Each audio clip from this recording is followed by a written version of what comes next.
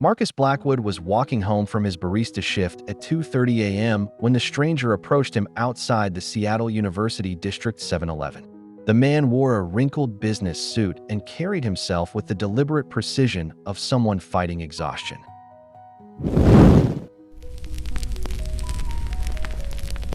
"You look like someone who appreciates puzzles," the stranger said, pressing a manila envelope into Marcus's hands along with a crisp $100 bill. "When you solve this, there's more where that came from."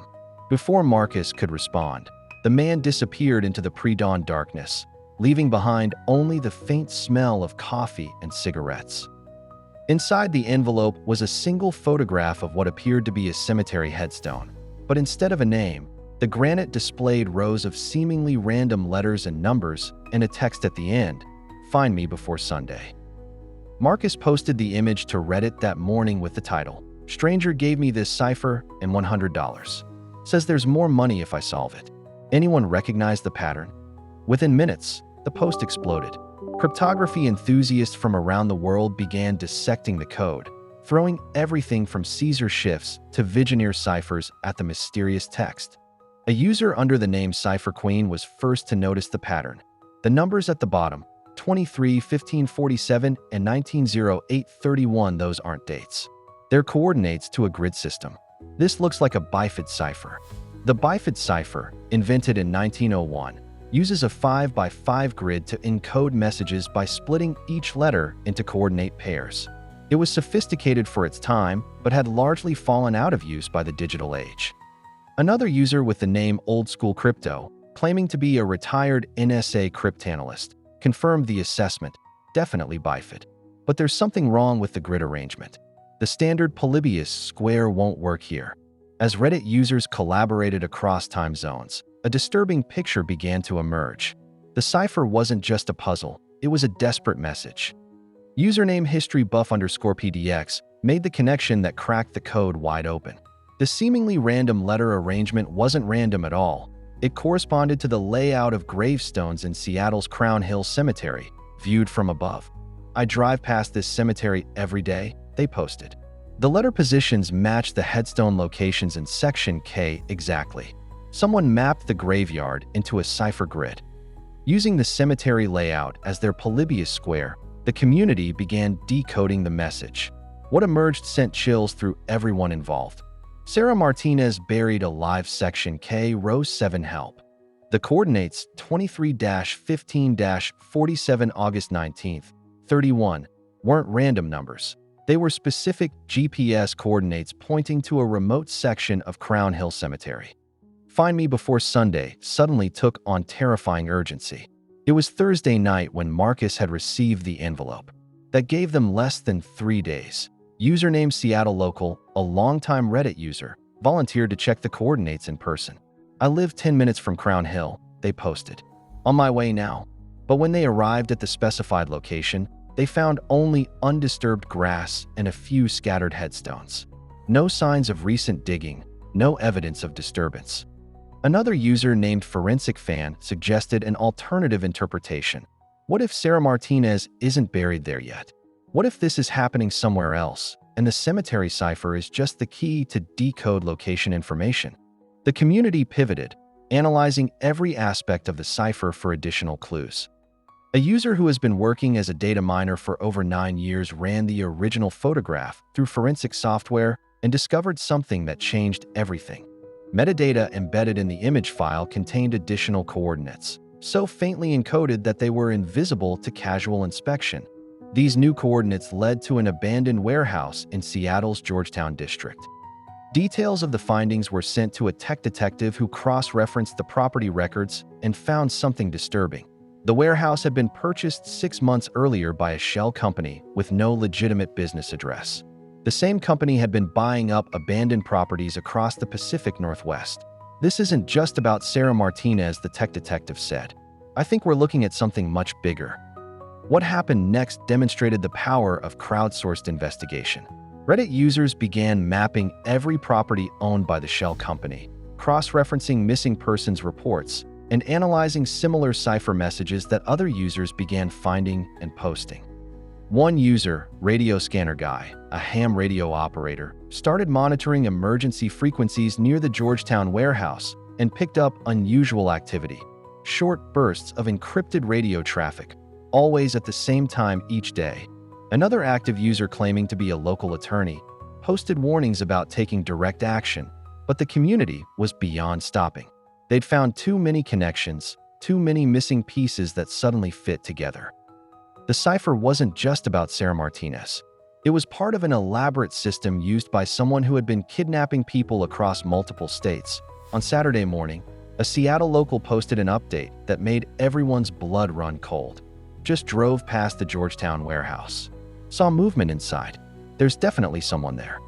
Rather than wait for authorities who might not believe their internet-based investigation, a group of Seattle area Redditors decided to coordinate their own surveillance operation. An ex-military, a former Army Ranger, organized the group. We don't go in. We watch. We document. We call police when we have concrete evidence. But their surveillance operation quickly became something more urgent when they witnessed a van arrive at the warehouse and saw what appeared to be an unconscious person being carried inside. The 911 call came at 3:47 p.m. on Saturday. This is going to sound crazy, but we've been tracking a kidnapper through codes posted on Reddit, and we just watched them bring someone to a warehouse at. To their credit, Seattle PD took the call seriously. The combination of GPS coordinates, photographic evidence, and real-time surveillance was compelling enough to warrant immediate investigation. The raid on the Georgetown warehouse uncovered something far worse than anyone had imagined. Police found not just Sarah Martinez, a 23-year-old graduate student who had been missing for 6 days, but evidence of a trafficking operation that had been active for over 2 years. The warehouse contained holding cells, surveillance equipment, and detailed files on dozens of potential victims.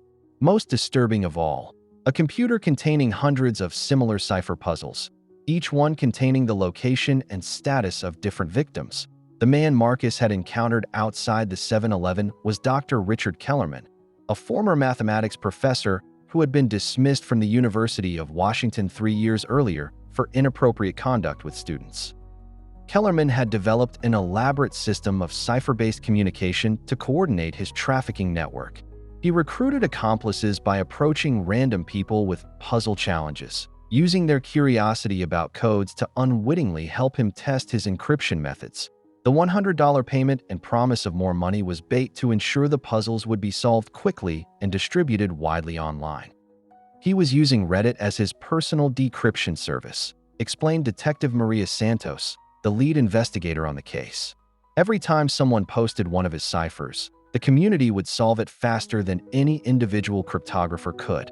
The community's investigation had exposed something far larger than a single kidnapping. The cipher system connected to similar disappearances across Oregon, Idaho, and Northern California. In Kellerman's files, police found evidence of at least 17 victims over a 2-year period. Some had been released after ransom payments. Others had never been found. Sarah Martinez later testified that Kellerman had forced her to help create new cipher puzzles, using her mathematics background to make them more sophisticated. The cemetery headstone photograph wasn't just a coded message. It was her desperate attempt to send help while appearing to cooperate with her captor. The case became a landmark example of crowdsourced crime solving, but also highlighted the dangerous ways predators could exploit online communities. Marcus Blackwood, the barista who started it all, testified at Kellerman's trial. "I thought I was just posting an interesting puzzle. I had no idea I was helping save someone's life." The Reddit community that solved the cipher maintained their collaborative approach, but with new awareness of how their skills could be manipulated. They developed protocols for handling suspicious cipher messages and established direct channels of communication with law enforcement. User Cipher Queen, who first identified the bifid pattern, later revealed her identity as Dr. Jennifer Walsh, a cryptography professor at Stanford. This case taught us that puzzles aren't always games.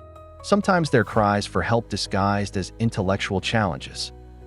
Even with Kellerman convicted and sentenced to life without parole, aspects of the case continue to disturb investigators. His cipher system was more sophisticated than anything typically used by criminals, suggesting possible connections to other networks or accomplices who were never identified. Most unsettling of all, in the months following Kellerman's arrest, Similar cipher messages continued appearing in cities across the country. Different encryption methods, different locations, but following the same pattern of seemingly innocent puzzles that contained desperate pleas for help. The Seattle case proved that crowdsourced investigation could save lives, but it also revealed how predators adapt their methods to exploit the very communities trying to stop them. Sarah Martinez survived her ordeal and completed her graduate degree in mathematics. She now works with law enforcement agencies to develop better methods for detecting and decoding criminal communication systems. The Georgetown warehouse has been demolished, but the case files remain active. Every few months, new cipher messages surface on various platforms, each one potentially containing someone's desperate call for help. The Reddit community continues to solve puzzles and codes, but they do so now with the knowledge that their intellectual curiosity serves a higher purpose. Somewhere in the gaps between letters and numbers, in the spaces between codes and ciphers, real people are still calling for help, and the internet is still listening. 6 months after Kellerman's conviction, user CryptoWatcher posted a new message to Reddit. Found this carved into a tree in Portland's Forest Park. Same style as the Seattle case, but different cipher method. Anyone recognize the pattern? The photograph showed fresh carving in white and a shoe hanging to a branch. Within hours, the post had thousands of comments. The community was mobilizing again because they had learned that some puzzles aren't just intellectual exercises. They're lifelines thrown by people who have no other way to call for help. And sometimes, the internet is the only thing standing between a victim and oblivion.